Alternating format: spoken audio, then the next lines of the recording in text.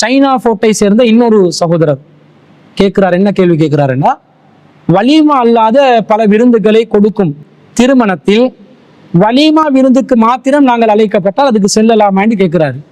அதாவது சில பேர் என்ன பண்றாங்கன்னா, கல்யாணம் என்ற பேர்ல கண்ட நின்ற மாதிரி விருந்து வைக்கிறாங்க. திருமணத்துக்கு முன்பதாக விசிட்டிங் என்ற சாப்பாட்டுல ஒரு சாப்பாடு போடுறாங்க. அதே மாதிரி 2ஆம் நாள் மாப்பிள்ளை வீட்டார்கள் எல்லாம் நண்பர்கள் எல்லாம் சேர்த்து அவங்க பேச்சலர் பார்ட்டி என்ற ஒரு சாப்பாடு கொடுக்குறாங்க. பெண் வீட்டு தரப்பு என்ன செய்வாங்கன்னு சொன்னா, பிரைட் டு பி என்று சொல்லி ஒரு பெண்கள் எல்லாம் சேர்ந்து பொண்ணூட்டு சாப்பாடு என்று தனியா அது வேற குமரு பிள்ளைகள் எல்லாம் சேர்ந்து ஒரு சாப்பாடு கொடுக்குறாங்க. இன்னும் பெண் வீட்டு விருந்து என்று சொல்லி தனியா இன்னொரு விருந்து வெட்டிங் என்ற பேர்ல கொடுக்குறாங்க. எல்லாத்தையும் கொடுத்து முடிச்சு மிச்சம் மீதி இருக்கக்கூடிய ஒரு நிலையில தான் வலிமாவை வைக்கிறாங்க. வலிமாக்கு எந்த தரம் இருக்குதுன்னு சொன்னா அது பிலால் சாப்பாடு. ரொம்ப ஒரு மட்டமான நிலையில தான் வலிமாவை வச்சிருக்கிறாங்க. மார்க்கம் எதை வலியுறுத்துதோ அந்த வலிமா விருதை மட்டமான நிலையில வச்சு, மார்க்கம் வலியுறுத்தாத வழிகாட்டாத நபிகளாருடைய காலத்துல நடைமுறையில இல்லாத பல விருந்துக்களை நம் சமூகத்துல வீண் விரயங்கள் நிறைந்த நிலையில ஆடம்பரமாக நடத்துவதை நாம் பார்க்கிறோம். இந்த விஷயத்துல இப்படியெல்லாம் மார்க்கத்துக்கு முரணான காரியங்கள்ல ஈடுபடுறாங்க. இதுகளுக்கு நாங்க கலந்து கொள்ளாம வலிமாக்கு மட்டும் எங்களை கூப்பிடுறாங்க. அந்த நேரத்துல நாங்க வலிமா விருந்துக்கு பங்கு பெறலாமா, அல்லது இந்த விஷயங்கள் எல்லாம் அவங்க முரண்பட்டு நடந்ததுனால வலிமாவையும் புறக்கணிக்க வேண்டுமான்னு கேட்கிறாங்க.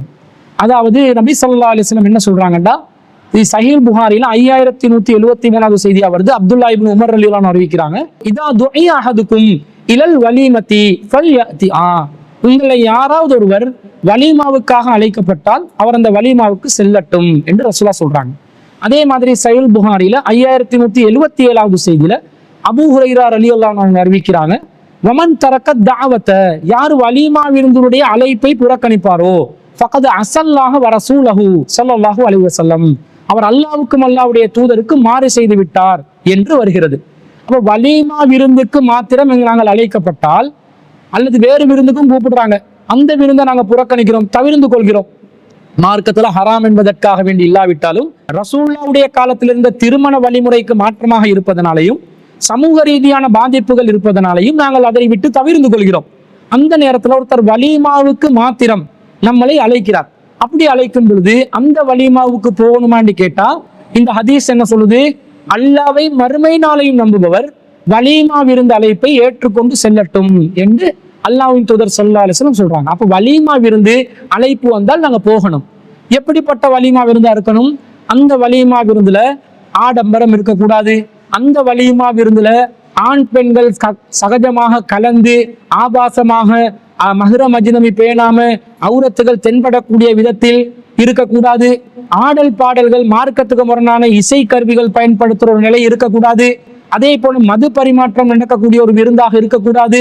இன்னும் பல ஷிர்க் பித்அத்துகள் நடக்கக்கூடிய ஒரு நிலையா இருக்கக்கூடாது. இது போன்ற நிகழ்வுகள் இல்லாத நிலையில் ஒரு வலிமாவை நபி வழிப்படி நடத்துவாங்கன்னு சொன்னா, அதற்கு முன்பதாக பெண் வீட்டு விருந்து கொடுத்திருந்தாலும், அதுக்கு முன்பதாக பேச்சலர் பார்ட்டி கொடுத்திருந்தாலும், பிரைட் டு பி கொடுத்திருந்தாலும், அவங்க என்ன நாசமா போற ஒரு காரியத்துல ஈடுபட்டு இருந்தாலும் இந்த வலிமா என்ற விஷயத்திலே நம்மளை அழைக்கிறதுனால அதுக்கு மட்டும் செல்லலாம். எப்ப செல்லலாம் என்று சொன்னா, மார்க்கத்துக்கு முரணான காரியங்கள் நிகழாத நேரத்தில், நிகழும் நேரத்தில் கலந்து கொள்ளக்கூடாது, நிகழாத நேரத்தில் கலந்து கொள்ளலாம் என்பதை இந்த குர்ஆன் வசனத்திலிருந்து நாங்கள் விளங்குறோம். சூரத்துன் நிசால 4வது அத்தியாயத்துல 140வது வசனத்துல அல்லாஹ் சொல்கிறான், வகத் நஸ்ஸல அலைக்கும் ஃபில் கிதாப், இந்த வேதத்திலே உங்களுக்கு அறிவிப்பு செய்யப்பட்டிருக்கிறது, அன் இதா சமிஅதும் ஆயாத்தில்லாஹி யுக்ஃபரு பிஹா வ யுஸ்தஹ்ஸு பிஹா, அல்லாஹ்வுடைய வசனங்கள் புறக்கணிக்கப்பட்டாலோ கேலி செய்யப்பட்டாலோ ஃபலா தக்உது மஅஹும், அவர்களோடு நீங்கள் ஒருபோதும் அமராதீர்கள் என்று அல்லாஹ் தஆலா குர்ஆன்ல சொல்றான். அப்ப இந்த வசனத்துல அல்லாஹ்வோட வசனம் கேலி செய்யப்படும் போது, அல்லாஹ்வோட வசனம் புறக்கணிக்கப்படும் போது, மார்க்கத்துல இசை ஹராம் என்று இருக்குது, அவங்க இசை கச்சேரி நடத்துறாங்க, அல்லாஹ்வோட வசனம் கேலி செய்யப்படுது, மறுக்கப்படுகிறது. அப்ப அதுல கலந்து கொள்ள முடியுமா? கலந்து கொள்ள முடியாது. மார்க்கத்துல சீதனம் கூடாது என்று இருக்குது, அவங்க சீதனம் பரிமாறுற ஒரு சபையாக அந்த வலிமா விருந்து அமைத்துக் கொண்டிருக்கிறார்கள். போகலாமா?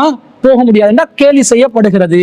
மார்க்கத்துல மது தடை செய்யப்பட்டிருக்கிறது, ஆனா இளைஞர்கள் சேர்ந்து மதுபானம் அருந்துகிறார்கள். போகலாமா? போக முடியாது. காரணம், அல் குர்ஆன் வசனம் மறுக்கப்படுகிறது, அல் குர்ஆன் வசனம் கேலி செய்யப்படுகிறது. இப்படி மார்க்கத்துக்கு முரணாக பெண்களை அலங்கார பொருட்களாக காட்சிப்படுத்தி அவர்களுடைய ஜீனத்தை வெளிப்படுத்தி, ஆண்களும் பெண்களும் கலப்படமாக தங்களுடைய ஜீனத்துகளை வெளிப்படுத்தி கொண்டு ஒரு வலீமா விருந்துல காட்சி அளிப்பார்கள் என்று சொன்னா, அங்கே அல்லாஹ்வுடைய வசனம் கேலி செய்யப்படுகிறது, அல்லாஹ்வுடைய வசனம் மறுக்கப்படுகிறது. எனவே கலந்து கொள்ளலாம். அப்ப இப்படி நடந்தா ஒருபோதுமே கலந்து கொள்ள முடியாதா என்று கேட்டால், அத்தா யஹூலு ஃபி ஹதீஸின் கைரிஹி, அவர்கள் இது வல்லாத வேற செய்திகளில் மூழ்கும் வரைக்கும் கலந்து கொள்ளாதீர்கள். மொத்தமாவே அல்லாஹ் கலந்து கொள்ள வேணாம் என்று சொல்லல. இவங்க மார்க்கத்துக்கு முரணா நடத்துற காரியங்கள்ல நாங்கள் கலந்து கொள்ள கூடாது. மார்க்கத்துக்கு முரண் இல்லாமல் நடத்துவார்கள் என்று சொன்னால், அப்படிப்பட்ட சுத்தமான நிலையில் நடத்துகின்ற வலீமா விருந்தில் நாங்கள் கலந்து கொள்ளலாம். அப்ப பெண் வீட்டு விருந்து கொடுத்தா அது மார்க்கத்துல வழிகாட்டப்பட்டோம் இல்லை. அதே நேரத்தில் பேச்சுலர் பார்ட்டி கொடுத்தா மார்க்கத்துல வழிகாட்டப்பட்டும் இல்லை. அவங்க சமூக ரீதியான ஒரு பாதிப்பை ஏற்படுத்துகிறார்கள், அதுல நாங்கள் தவிர்ந்து கொள்கிறோம். இன்னும் பல நிகழ்வுகளை திருமணம் என்ற பெயர்ல நிகழ்த்துகிறார்கள். இந்த நேரத்துல நாங்க அதுகளுக்கு கலந்து கொள்ளல, வலீமாக்கு மட்டும் கலந்து கொள்கிறோம். அப்ப வலீமால மார்க்கத்துக்கு முரண் இல்லாம நடந்தா கலந்து கொள்ளலாம். அவங்க வேற செய்திகள்ல மூழ்கும் வரைக்கும் நீங்கள் கலந்து கொள்ளாதீர்கள் என்று சொன்னா, அவங்க மார்க்கத்துக்கு முரணாக நடக்குகின்ற நேரத்தில் கலந்து கொள்ளாமல், மார்க்கத்துக்கு உட்பட்டு அல்லாஹ்வுடைய வசனங்களை கேலி செய்யாமல், அல்லாஹ்வுடைய வசனங்களை மறுக்காம அவர்கள் நடந்து கொள்ளும் நேரத்தில் நாங்க கலந்து கொள்ளலாம் என்று வருது. அப்ப வலீமாவை சரியா கொடுத்தா கலந்து கொள்ளலாம். ஒரே வலீமால ரெண்டா செய்யறாங்க. ஒரு கட்டத்துல என்ன பண்றாங்கன்னா, மார்க்கத்துக்கு முரணான ஒரு நிகழ்வை நடத்துறாங்க. அந்த நிகழ்வு நடத்தி எல்லாத்தையும் முடிச்சு அதை கம்ப்ளீட்டாக நிறுத்தி வச்சுட்டாங்க. அதற்கு பிறகு சாப்பாடு நிகழ்வு மட்டும் நடக்குது. இந்த நேரத்துல கலந்து கொள்ளலாம் என்று கேட்டா, மார்க்கத்துக்கு முரணான விஷயம் நடக்கும் போது அல்லாஹ் கலந்து கொள்ள வேண்டாம் என்றார். ஃபலா தக்உது மாஹும், அவர்களுடன் நீங்கள் கலந்து கொள்ளாதீர்கள். மார்க்கத்துக்கு முரணா நடக்குது, வசனம் கேலி செய்யப்படுது, மறுக்கப்படுது. ஹத்தா யஹூலு ஃபி ஹதீஸின் கைரிஹி, அவர்கள் வேறு செய்திகளில் ஈடுபடும் வரைக்கும். அவன் மார்க்கத்துக்கு முரணா செய்யும் போது நாங்க கலந்து கொள்ளாம, சாப்பாடை மட்டும் கொடுக்குறாங்களா, அந்த நேரத்துல மார்க்கத்துக்கு முரணா எதுவுமே நடக்கலையா, அப்ப போய் கலந்து கொண்டு சாப்பாடை சாப்பிட்டுட்டு வருவதற்கு இந்த வசனம் நமக்கு அனுமதி தருகிறது. அல்லாவே ஒரு விஷயத்துல ரெண்டா பிரிச்சு முரணில் கலந்து கொள்ளாதீர்கள், நல்லதில் கலந்து கொள்ளுங்கள் என்று அல்லாஹ் சொல்லும் பொழுது நாங்க மொத்தமாக அதை புறக்கணிக்கணும் என்று சொல்வதற்கு எந்த ஒரு முகாந்திரமும் இல்லை. அல்லாஹ்வை மிஞ்சின ஒரு மார்க்கத்தை நமக்கு செயல்படுத்த முடியாது. அல்லாஹ் தான் நமக்கு வழிகாட்டுறான். அதே நேரத்துல நடைமுறையில் இது சிக்கலா இருக்குது. எப்ப இசை கச்சேரி போடுவான், எப்ப மார்க்கத்துக்கு போறனா ஃபாத்தியாவை போடுவான், எப்ப ஃபாத்தியாவை ஓதுவான், எப்ப கூட்டு துவாவை ஓதுவான், எப்ப என்ன மாதிரி கலப்படம் இல்லாம பிரிச்சு வச்சிருக்கிறாங்க, எப்பதான் அலங்காரங்களை வெளிப்படுத்தி கொண்டு பெண்கள் ஒரு சபைக்கு நுழைஞ்சிருவாங்க என்றது நடைமுறையில நமக்கு பிரிச்சு அறிய முடியாத அளவுக்கு சந்தேகத்துக்குரிய ஒரு நிலையில் இருக்கும் என்றால், அந்த சந்தேகத்திலிருந்து நாங்கள் விலகி கொள்ளலாம். காரணம், இவர்கள் முறைப்படி நடக்கிறதுக்கு வாய்ப்பு இல்லை என்றதை கணிச்சு நாங்கள் ஒதுங்கிக் கொள்றோம் என்ற கருத்துல வருமே தவிர, அப்ப வேணுமென்ற வலிமா விருந்த புறக்கணிச்சுதான் வராது என்ற கலப்படமா இருக்குது. எது சத்தியம், எது மார்க்கத்துக்கு உட்பட்டது, எது மார்க்கத்துக்கு முரண்பட்டதுன்னு தெரியல. இந்த நேரத்துல மார்க்கத்துக்கு முரண்பட்ட காரியங்கள், உட்பட்ட காரியங்கள் பிரிச்சறிய முடியாத சூழ்நிலையில நாங்கள் முற்றிலும் தவிர்ந்து கொள்வதுதான் நம்முடைய ஈமானுக்கு பாதுகாப்பா இருக்கிறது என்பதும் நடைமுறை சிக்கலை நாங்கள் தவிர்ந்து கொள்வதற்காக ஒரு விளக்கமாக விளங்கி கொள்ளலாம். அதே நேரத்துல ரெண்டையும் பிரிச்சு அறிய முடியும் என்றால், முரண் விஷயத்துல கலந்து கொள்ளாதீங்க, முரணில்லாத விஷயங்களை மாத்திரம் கலந்து கொண்டு ஒதுங்கி வரலாம் என்பதற்கும் இந்த வசனம் ஆதாரமாக இருப்பதை அந்த வசனத்திலிருந்து பார்க்கிறோம். ஏனென்றால் அல்லாஹ் மொத்தமாக புறக்கணியுங்கள் என்று சொல்லாமல், நல்ல விஷயம் செய்யும் போது இணைந்து கொள்ளுங்கள், கெட்ட விஷயத்திலே இணைந்து கொள்ளாதீர்கள் என்ற மாதிரி தான் அல்லாஹ் சொல்றான். இந்த வசனத்திலிருந்து தான் நாங்க ஒரு ஜனாசாவை பின்தொடர்றோம். அதுல அவங்க சலவாத் ஓதுறாங்க. ஜனாசாவை பின்தொடரும் போது சலவாத் ஓதுறதுக்கு ரசூலுல்லாஹ் வழிகாட்டல. அந்த நேரத்துல நாங்க அதை விட்டு ஒதுங்கி கொள்ளலாம். திரும்ப தொழுகை நடத்துறாங்க, தொழுகை நடத்தும் போது அதுக்கு மார்க்கத்துக்கு முரணான காரியம் நடக்கலைன்னா தொழுகையில கலந்து கொள்ளலாம்.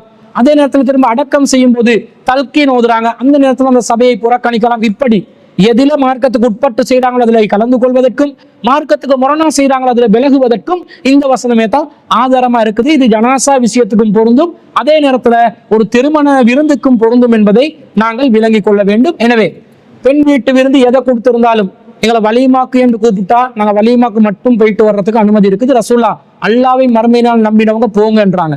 அதுக்கு நாங்க அந்த கட்டளைக்கு இணங்கி நாங்கள் செல்ல வேண்டும். அப்படி செல்லும் வலிமா விருந்துல மார்க்கத்துக்கு முரணா கலப்படமா நடக்கிற நேரத்துல நாங்கள் ஒதுங்கி கொள்ள வேண்டும். மார்க்கத்துக்கு உட்பட்டு நடந்தால் கலந்து கொள்ள வேண்டும். மார்க்கத்துக்கு உட்பட்டும் இல்லாமலும் முரண்பட்டும் என்று கலப்படமான சூழ்நிலையில நமக்கு நடைமுறையில அறிந்து கொள்ள முடியாத ஒரு நிலையில இருக்கும் என்றால் பேணுதலுக்காக வேண்டிய அந்த சந்தேகமான நிலையிலிருந்து நாங்கள் முற்றிலும் முழுதாக ஒதுங்கிக் கொள்ள வேண்டும் என்பதுதான் அந்த சகோதரருக்கு இதற்கான பதிலாக நாங்கள் பதிவு செய்து கொள்கிறோம்.